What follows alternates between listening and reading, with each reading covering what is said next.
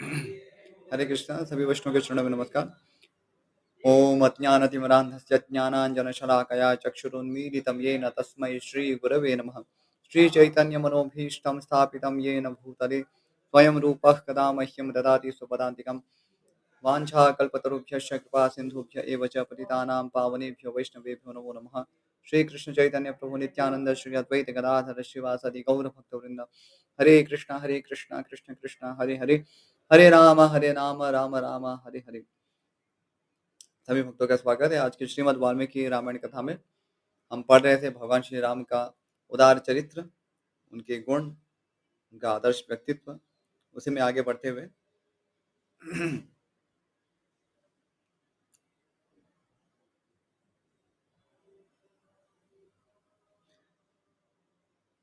अभी यहाँ पर ये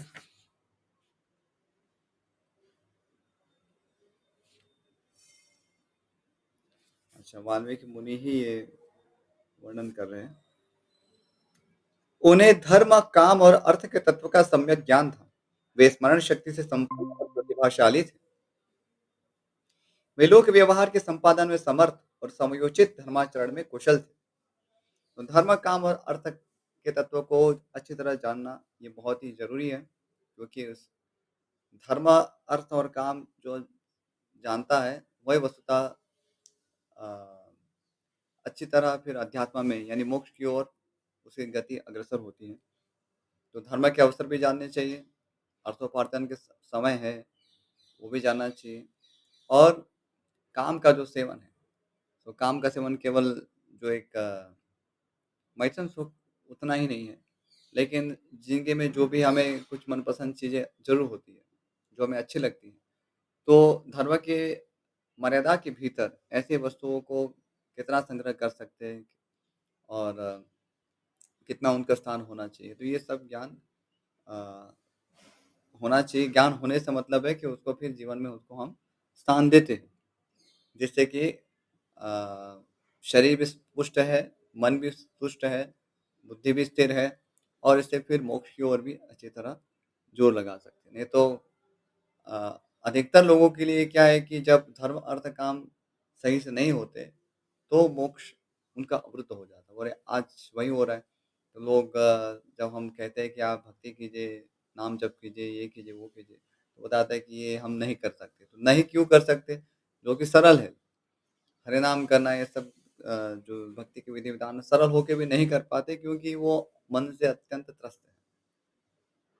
तो इसलिए धर्म, अर्थ, काम को प्रॉपर बैलेंस में रखना ज़रूरी है। तो भगवान श्री रामचंद्र इस तीनों के विषय में जानते थे, अपने धर्म की मर्यादा पालन करते थे, चाहे वो पुत्र रूप में हो, पति रूप में हो, एक राजा के रूप में हो। तो सभी प्रकार से वे अपने धर्म का पालन करते थे। अर्थोपार्जन जितना धर्म के अनुकूल है और जो पाप रहित है, उसी अपनी क्षत्रिय वृत्ति से ही जीते थे। और काम सेवन जो है, सो जितना एक गृहस्थ के लिए दिया गया है, तो उसी के भीतर वे संतुष्ट रहते थे। तो ये हमारे आदर्श से हमें सिखाते थे। वे स्मरण शक्ति से संपन्न और प्रतिभाशाली थे। तो प्रतिभाशाली होना ये भी एक गुण है, क्योंकि अ, प्रतिभाशालियों का ही सम्मान होता है। वो ये सब सर्वत्र स्पष्ट है और इसलिए प्रतिभा के लिए प्रयास भी होना चाहिए। यदि हम सोचते हैं कि ठीक है कैसे भी ज़िंदगी चला लेनी है, तो ऐसे जो चला लेने का एटीट्यूड रखते हैं, सो वो जीवन में कुछ विशेष प्राप्त नहीं कर पाते। तो भगवान ने जो हमें इतना कौशल दिया है, इतना बुद्धि कौशल, शारीरिक कौशल जो दिया है, तो उसका प्रयोग करना चाहिए। तो यदि हम अ, धर्म, अर्थ, काम सही प्रकार से कर रहे हैं, मोक्ष में भी हमारी गति है, तो निस्संदेह हमें कुछ न कुछ तो प्रतिभा होगी।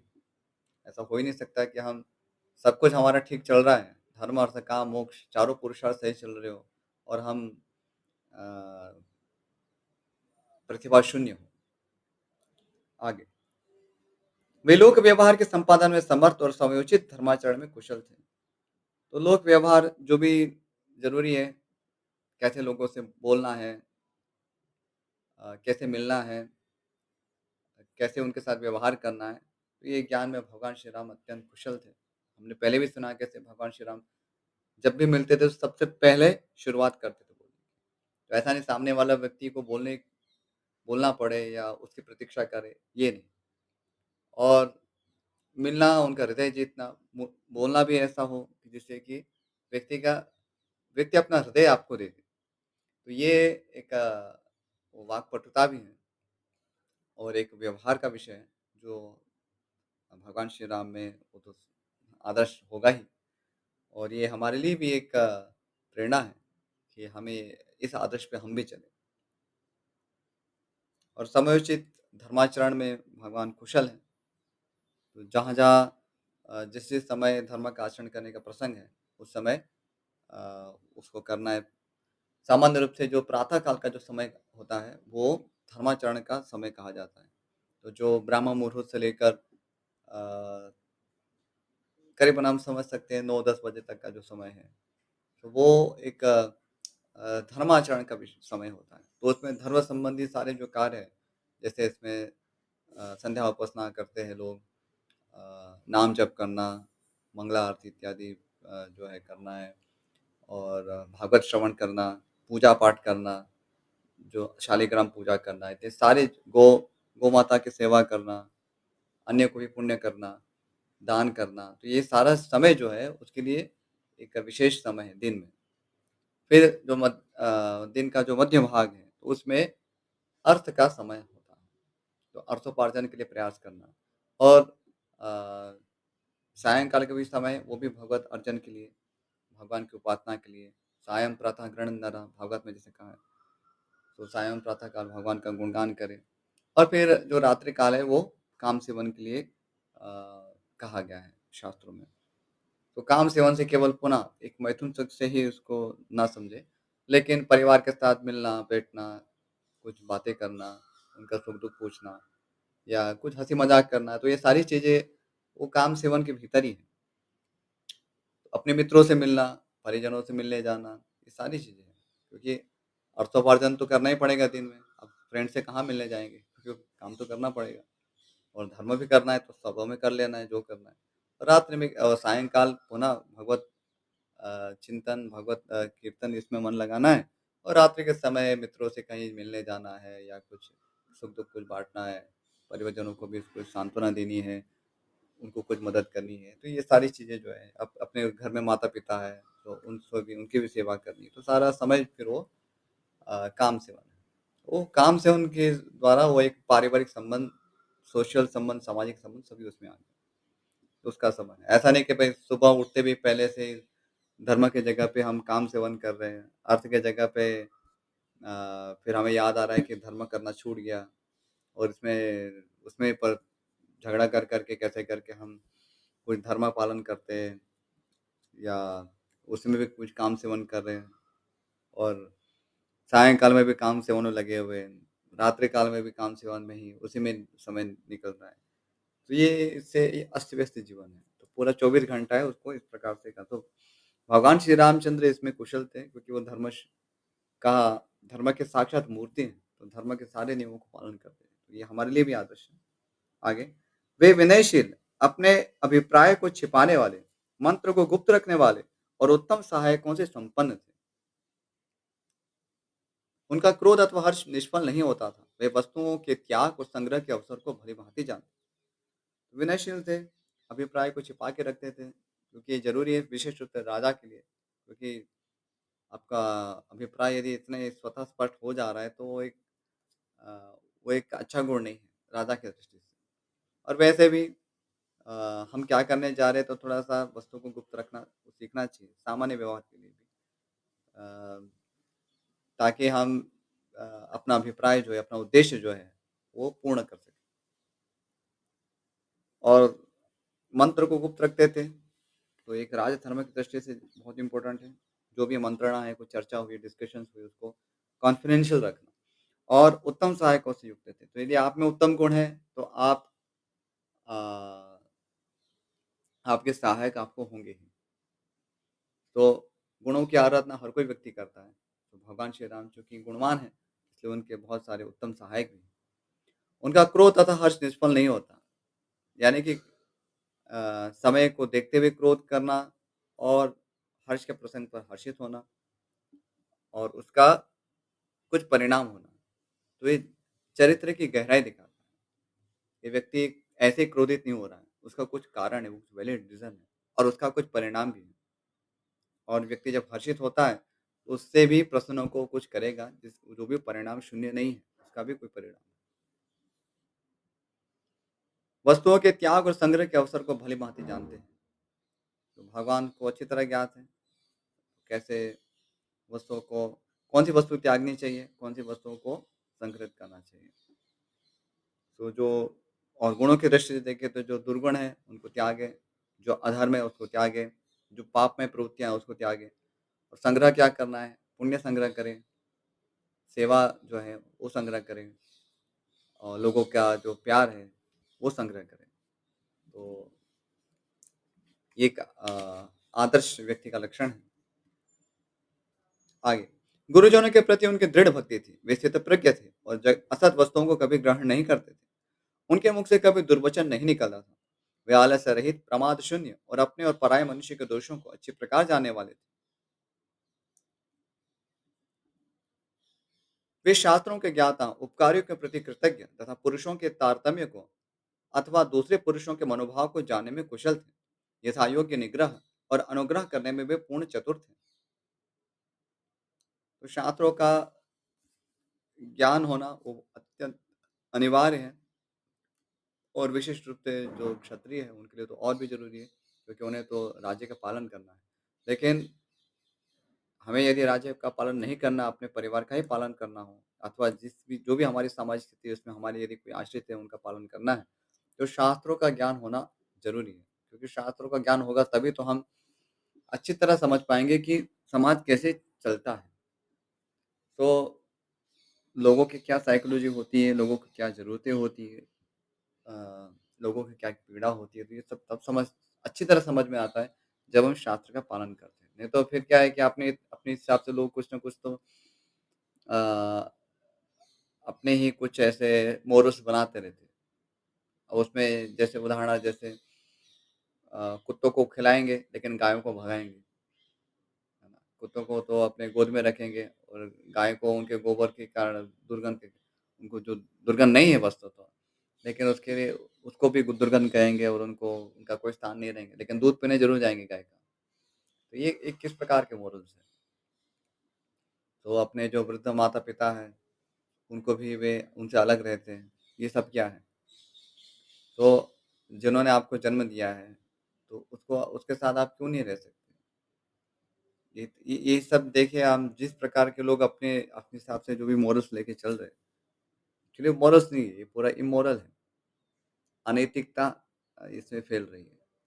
तो इसका कारण है क्योंकि व्यक्ति शास्त्र से मार्गदर्शन प्राप्त नहीं कर रहे। भगवान श्री रामचंद्र चूँकि वे शास्त्र के मूल हैं, धर्म मूलो ही भगवान, भागवत के वचन हैं। धर्म के मूल है भगवान, तो शास्त्र के सभी को ज्ञान होना चाहिए। उपकारियों के प्रति कृतज्ञ तथा पुरुषों के तारतम्य का अथवा दूसरे पुरुषों के मनोभाव को जानने में कुशल थे। तो जो भी उपकार करता है उसके प्रति कृतज्ञ होना चाहिए।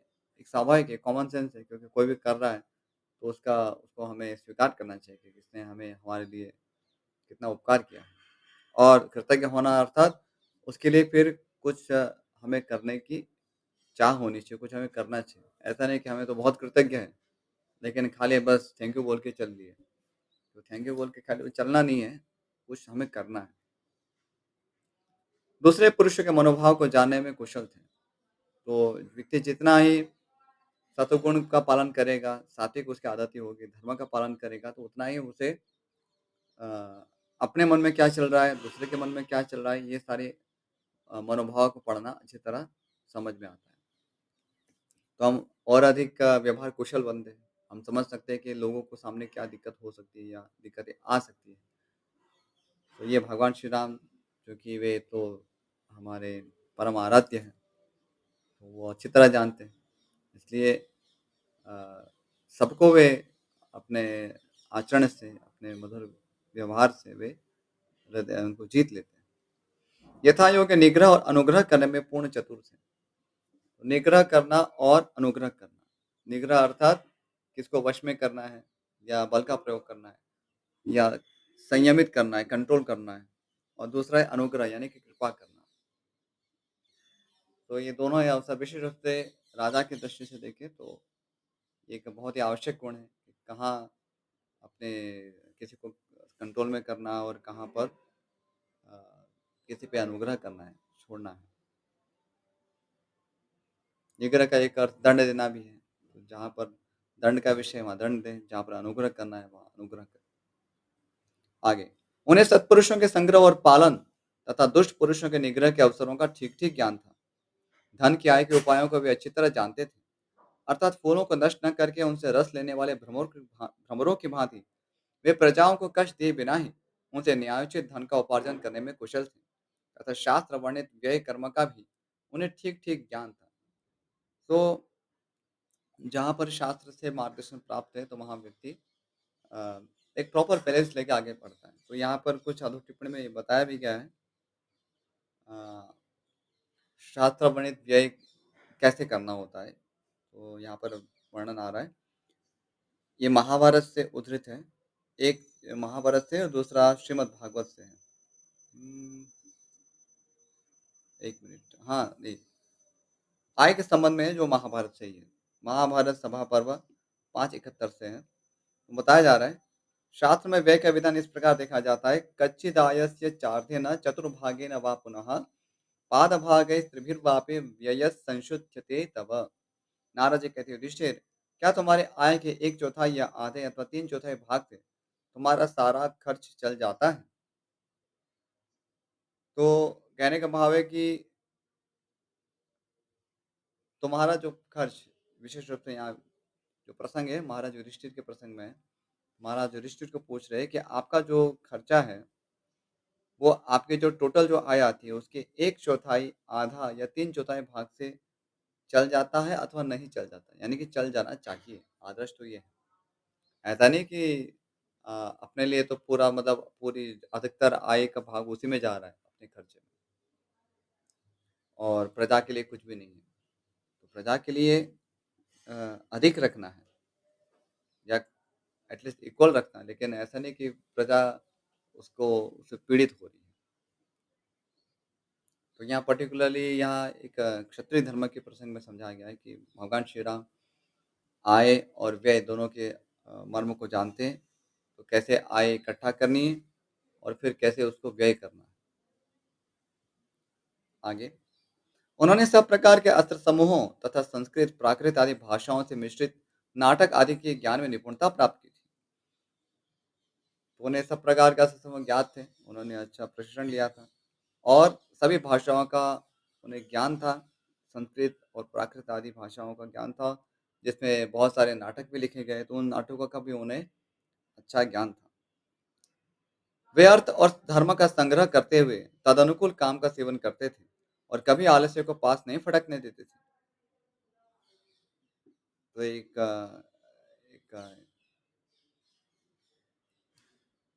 पहले ही जैसे हमने सुना कि धर्म, अर्थ, काम तीनों को वे एक संतुलित मात्रा में सेवन करते थे। तो यहाँ धर्म, अर्थ और धर्म का पालन करते हुए तदनुकूल काम का सेवन करते हैं। तो काम भी है, वो धर्म के अनुरूप है और अर्थोपार्जन है, वो भी धर्म के अनुरूप है। ऐसा नहीं कि जो अर्थोपार्जन है या काम सेवन है, वो अधार्मिक रूप से कर रहे हैं, तो वो गलत। विहार यानी कि क्रीड़ा या मनोरंजन के उपयोग में आने वाले संगीत, वाद्य और चित्रकारी आदि शिल्पों के भी वे विशेषज्ञ थे। यहाँ शिल्प कहने से यहाँ पर जो विद्या है उसको ये समझना चाहिए। तो ये जो भी मनोरंजन संबंधी जो संगीत, वाद्य, चित्रकारी इत्यादि जो भी विद्या है उसमें वे दक्ष थे, जानते थे। अर्थों के विभाजन का भी उन्हें सम्यक ज्ञान था। वे हाथियों और घोड़ों पर चढ़ने और उन्हें भांति-भांति की चालों की शिक्षा देने में भी निपुण थे। क्योंकि वे क्षत्रिय हैं, क्षत्रिय परिवार से, इसलिए इनको ये सारी चीज़ें सीखना, घोड़ों पर चढ़ना, हाथियों को चढ़ पर बैठना, कैसे अ, उनको अंकुश में लेना, ये सारी चीज़ें आनी चाहिए। यहाँ एक अधो टिप्पणी में बताया गया है कैसे अर्थों का विभाजन कैसे होता है। तो यहाँ बताया है श्रीमद् भागवत से बहुत ही उपयोगी है हम सभी के लिए।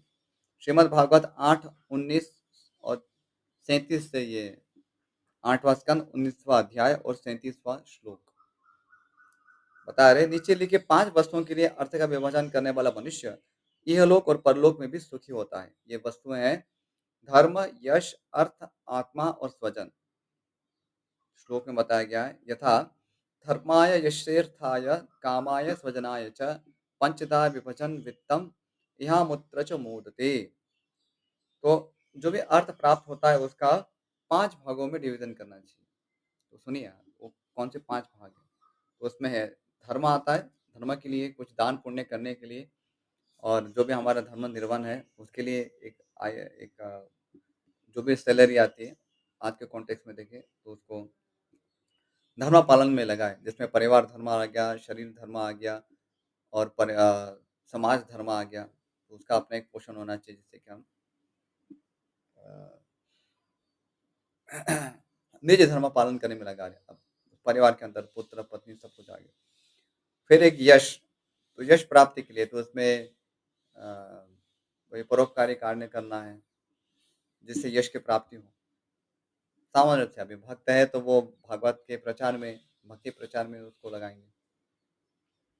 फिर अर्थ, तो अर्थ है तो अ, अर्थ को जनरेट करने के लिए भी अर्थ का एक इसमें स्थान दें, यानी कि जिस कार्य से अर्थोपार्जन होता है, तो वो कार्य भी चलता रहे, तो उसके लिए उसका कुछ एक पोषण होना चाहिए।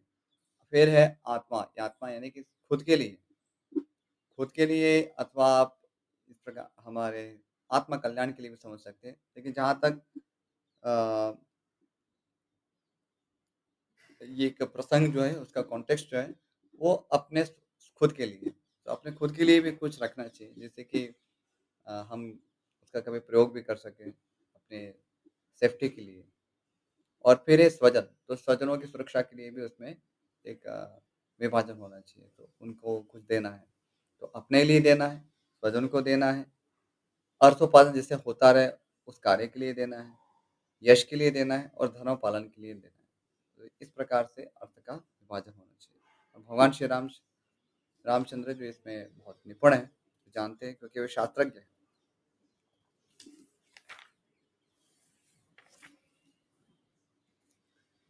अ,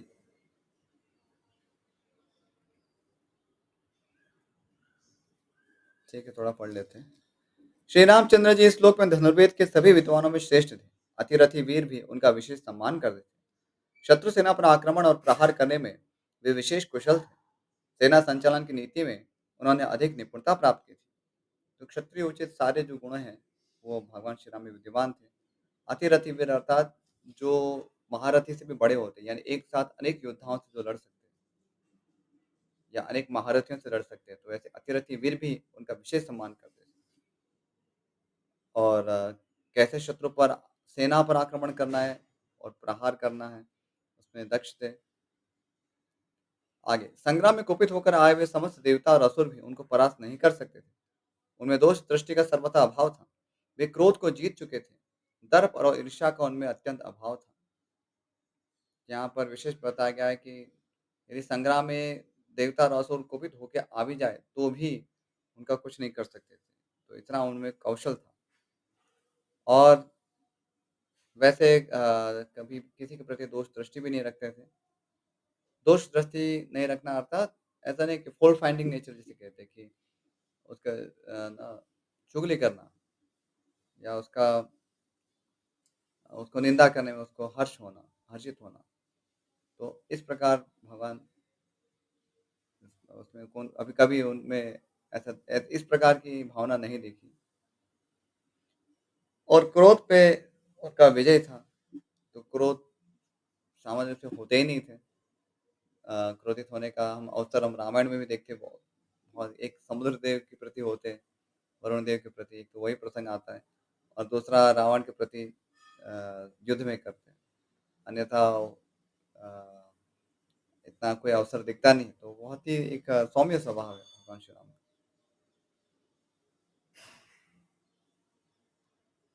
दर्प और ईर्ष्या का उनमें अत्यंत अभाव था। तो दर्प यानी कि ऐसे अहंकार करना कि मेरे पास देखो कितना है, तो इस प्रकार की भावना से शून्य थे। और ना तो किसी के ऊपर ईर्ष्या करना अर्थात दूसरा कोई यदि आगे बढ़ रहा है तो उसको देख के जलन होना। इस प्रकार के जो हीन ऐसी जो मानसिकता है उससे भगवान मुक्त है। आगे, किसी भी प्राणी के मन में उनके प्रति अवहेलना का भाव नहीं था। वे काल के वश में होकर उसके पीछे-पीछे चलने वाले नहीं थे। काल ही उनके पीछे चलता था। इस प्रकार उत्तम गुणों से युक्त होने के कारण राजकुमार श्री राम समस्त प्रजाओं तथा तीनों लोकों के प्राणियों के लिए आदरणीय थे। वे अपने क्षमा संबंधी गुणों के द्वारा पृथ्वी की समानता करते थे।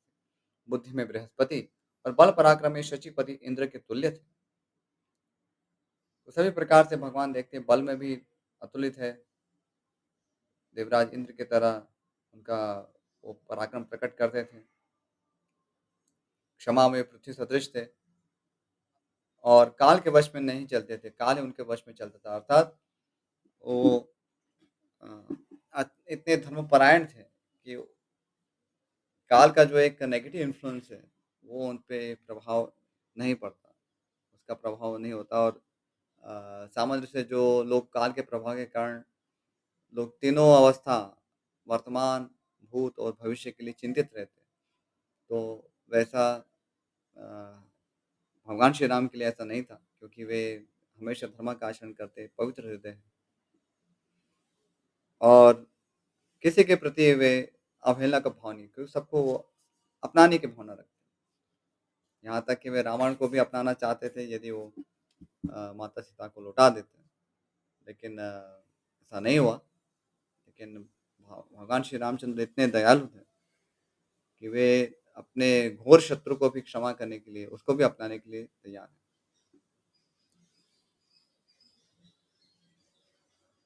अस्तु, यहाँ समय भी हो गया है, तो यहीं हम फिर विराम करते हैं।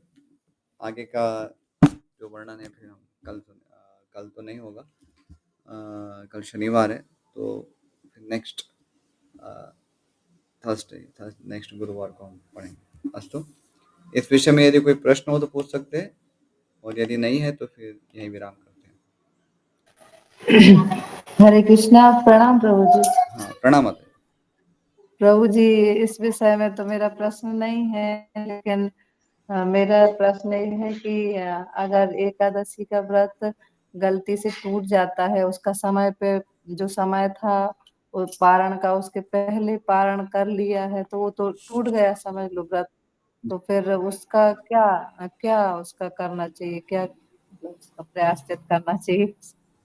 हाँ, वैसे धर्मशास्त्रों में उसे कुछ नियम दिए होंगे, कैसे करते हैं, कुछ प्रायश्चित इत्यादि कुछ होता है, कोई बात नहीं। लेकिन अज्ञानता में यदि टूटा है तो आगे से मत कीजिए, इतना एटलीस्ट इतना तो हम कर ही सकते हैं। और आगे से ज़रा सतर्क रहे कि जब उसका जो समय है, उस समय का हमें ध्यान रखें। देखिए, भगवान से क्षमा याचना करिए, वो उससे क्या करें। और एटलीस्ट नेक्स्ट टाइम जब भी है तो हम उसको थोड़ा नोटिस में रखें, क्योंकि देखिए, जो भी नियम दिए गए शास्त्रों के, तो वो हमारे कल्याण के लिए ही है।